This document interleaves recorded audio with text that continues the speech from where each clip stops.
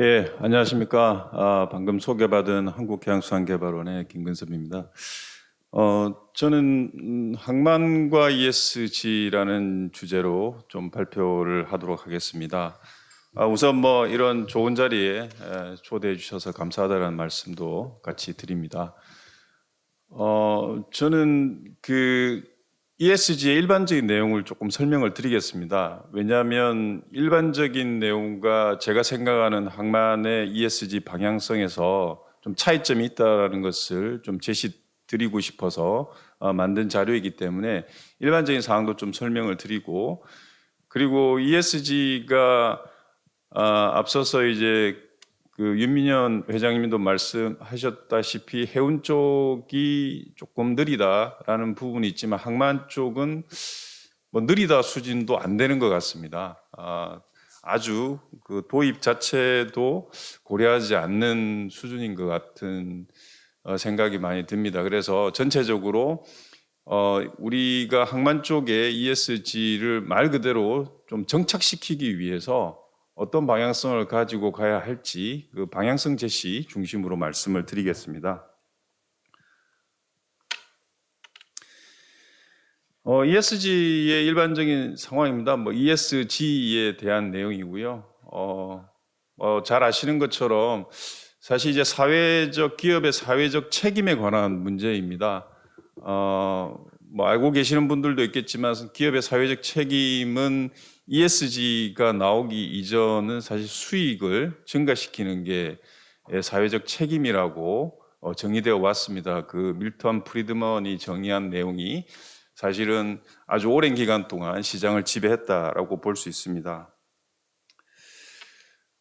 ESG가 나오게 된 것은 최근의 일은 아닙니다. 공식적으로는 2006년이고 사실 2004년에 유엔의 어떤 글로벌 컴팩트 보고서에서도 ESG가 공식적인 단어로서 제시가 되었고 실제 시작은 2006년이지만 이렇게 흘러오면서 윤 회장님께서 말씀하신 것처럼 기후변화가 하나의 전환 포인트였다고 볼 수 있습니다. 기후변화로 인해서 또 앞서 이제 김 부회장님께서 말씀하신 것처럼 블랙록이 사실은 하면서 이제 시장에 큰 영향을 미쳤다고 볼 수 있습니다. 블랙록이라는 투자 회사가 아시는 분은 아시겠지만 자금 운용 규모가 하나로 한 9,600조 원 정도 됩니다. 사실 시장에 미치는 영향이 적을 수가 없는 그런 상황으로서 최근에 이제 ESG가 중요성이 부각되었다라는 것입니다. ESG의 일반적인 효과를 한번 보면 ESG 경영 실천을 통해서 지속 가능성을 강화하겠다라는 게 이제 일반적인 내용입니다. 좀 더 뜯어보면 ESG 리스크를 관리하겠다는 것이죠. 오너의 리스크를 포함해서 다양한 ESG의 리스크를 관리하겠다라는 거고, 그 투자자는 지속 가능성을 보고 투자하겠다라는 것인데, 사실은 저는 이 ESG라는 것은 투자자의 굉장히 이기적인 발상에서 시작되었다라고 보고 있습니다. 물론 따라갈 수밖에 없는 상황이긴 하지만 아주 이기적인 발상에서 시작되었고, 그래서 대응하는 쪽도 좀 이기적인 대응이 필요하지 않나라는 생각을 해봤습니다. 일반적인 ESG에 대해서 조금 오해가 있다라는 부분을 말씀드리고 싶습니다. 물론 저 개인적인 견해입니다. ESG에 대한 일반적인 견해는 미래 세대를 위한 환경 보호다, 또는 사회로의 수익 환원이다, 또는 도덕적으로 올바른 기업 경영을 하겠다라는 것으로 이야기되고 있습니다. 그러나 이제 우리 기업들 대상으로 조사한 결과만 봐도 실제 기업은 왜 ESG를 하고 있는가, 기업의 이미지를 좀 메이킹하는 것, 그리고 수익과 직결시키기 위한 것, 그리고 정부에서 하는 ESG 규제에 대한 것, 국제나 국내의 어떤 공식적인 규제에 대응하는 것, 그리고 투자를 잘 유치하기 위한 목적, 그리고 때로는 워싱하는 것이 있습니다. 재무적인 그 성과가 부족한 것을 비재무적인 ESG로 좀 커버하는 그런 목적으로 활용하고 있다라는 조사 결과입니다.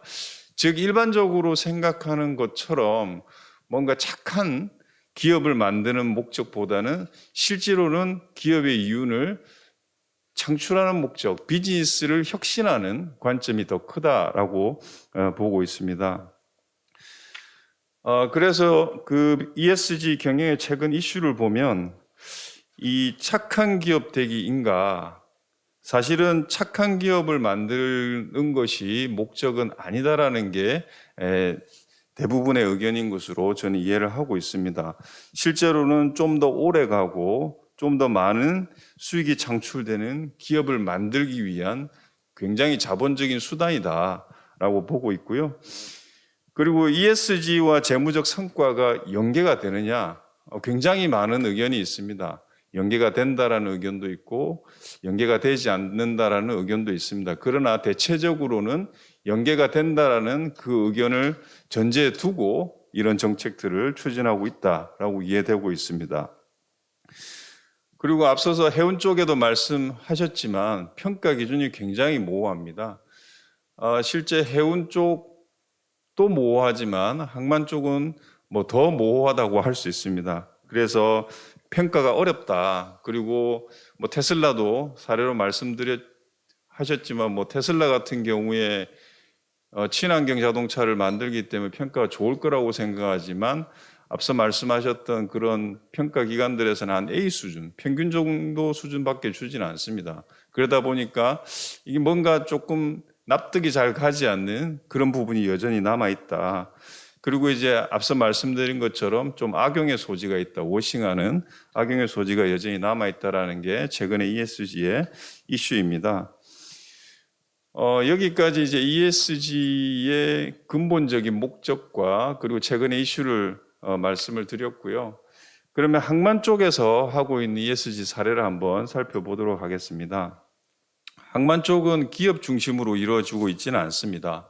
항만공사 중심으로 국내외 공의 항만공사 중심으로 되어 있고요. 우리나라의 4개 항만공사가 ESG 경영을 하겠다라고 발표를 하고 있습니다. 그래서 하고 있는 것들을 좀 살펴보면 대부분 친환경 쪽, 미세먼지 저감 쪽에 좀 더 비중을 두고 있고, 그리고 사회적인 책임, 이해관계자들에 대한 기여, 사회적인 공헌 이쪽에 조금 더 포커스를 맞추고 있습니다. 그래서 자료를 보시면은 대부분 초미세먼지 절감이라든지 그리고 지역사회 일자리 창출, 지역사회 기부 이런 쪽으로 중심이 되어 있습니다. 그래서 해운 쪽과 마찬가지로 G가 없습니다. 여기도 보면. 그래서 뭐 인천도 그렇고 여수도 울산도 마찬가지입니다. 그리고 사실은 4개의 항만공사를 비교해봐도 동일된 어떤 지표라든지 이런 것들은 없습니다. 그리고 항만공사 쪽을 보여드릴 수밖에 없는 것은 개별 터미널 운영사들의 ESG는 볼 수가 없습니다. 그런 상황에서 좀 말씀을 드렸고요. 해외 쪽을 봐도 별반 다르진 않습니다. 지금 잘하고 있다라고 하는 밴쿠버, 롱비치, 르아브르, 작년에 이제 인천국제해양 포럼에서 그 담당하시는 분들이 발표했던 내용들을 좀 요약한 내용입니다. 보시면은 좀 무역을 촉진하겠다라는 게 있고요. 마찬가지로 친환경 쪽 정책 그리고 지역사회 이해관계자들에게 기여하겠다라는 내용이 주로 대부분의 내용입니다. 약간 일부 공통적인 차이점이 있다라고 한다면 외국의 항만은 우리와는 자연 환경이 조금 다르기 때문에 해양 서식지에 대한 보호 이쪽이 좀 더 같이 포함되어 있다라는 것이고, 그리고 일부 약간 투자와 관련된 개념들도 포함되고 있다라는 게 우리나라와의 차이점이라고 볼 수 있겠습니다. 그러면 최근에 이제 조사된 자료를 한번 살펴보겠습니다. 항만 쪽에서 ESG가 이렇게 지체되는 장애 요인이 뭐냐라고 하면 대표적으로 3개가 있습니다. 자원의 부족입니다. 인적 물적 자원의 부족이 있고 이용 가능한 데이터의 부족 부분이 하나 있습니다. 그리고 평가 지표가 굉장히 모호하다라는 게 있고요.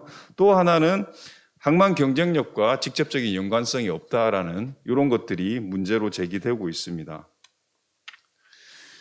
그리고 항만의 지속 가능한 보고서를 발간하고 있는가, 공시하고 있는가라는 거 보면 공식적으로 체계적으로 공시하는 것은 15%에 불과합니다. 굉장히 낮은 비중을 차지하고 있고 전혀 안 하고 있는데도 한 26% 정도 됩니다.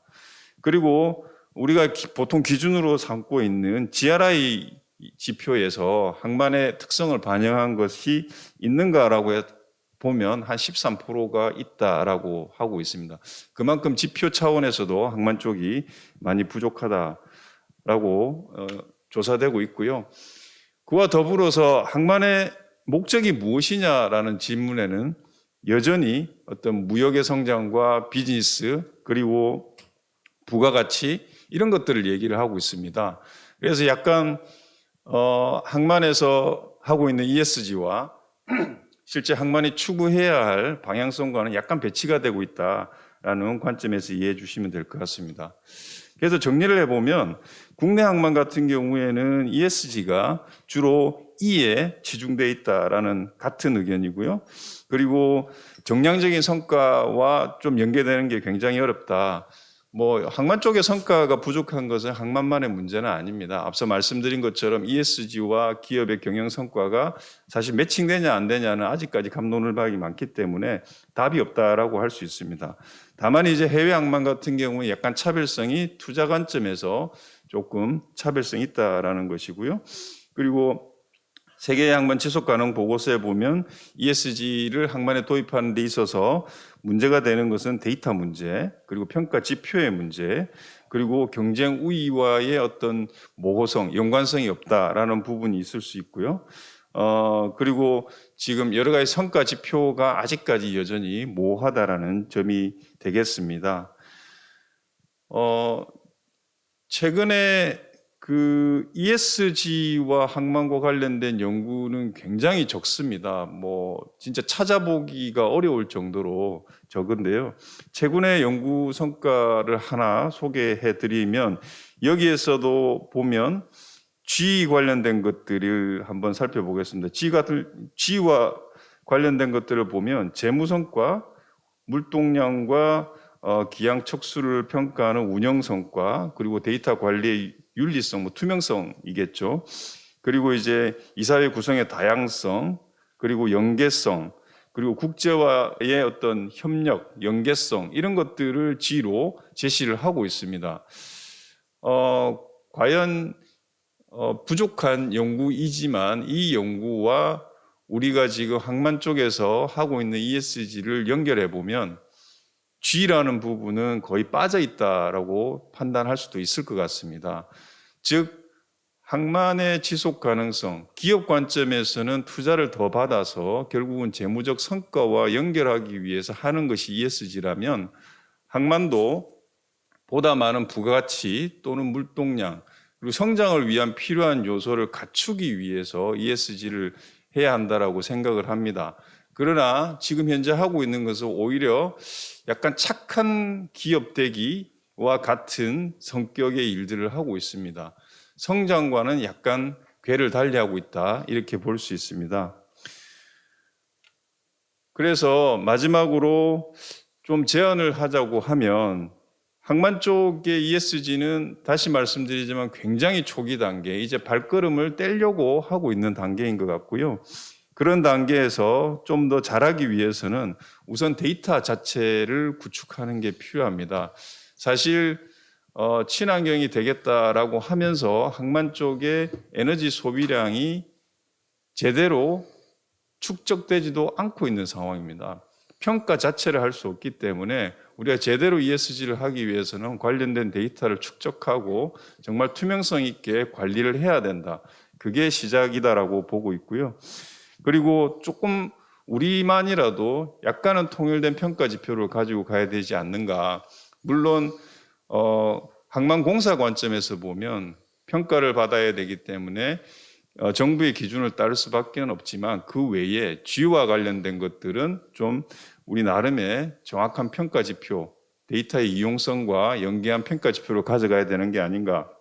또 마지막으로는 우리가 실제 ESG가 도입된 그 근본적인 이유를 잘 반영을 해서 항만도 성장과 연관 있는 지표를 갖추고 그 지표의 관리를 통해서 지속 가능한 진정한 지속 가능한 성장이 될 수 있도록 갖춰가야 된다. 흉내 내기가 아니라 착한 항만대기가 아니라 실제 지속 가능한 성장을 담보할 수 있는 ESG로 연결시켜서 관리가 돼야 된다라고 생각합니다. 이상 제가 ESG와 관련된 연구가 그렇게 많지 않은 상태고 저희들도 여기에 대해서 아직까지 치밀하게 연구가 되지 않은 상태라서 전반적인 현재 문제점과 방향성에 대해서만 좀 제시를 했습니다. 이상 발표를 마치겠습니다. 감사합니다.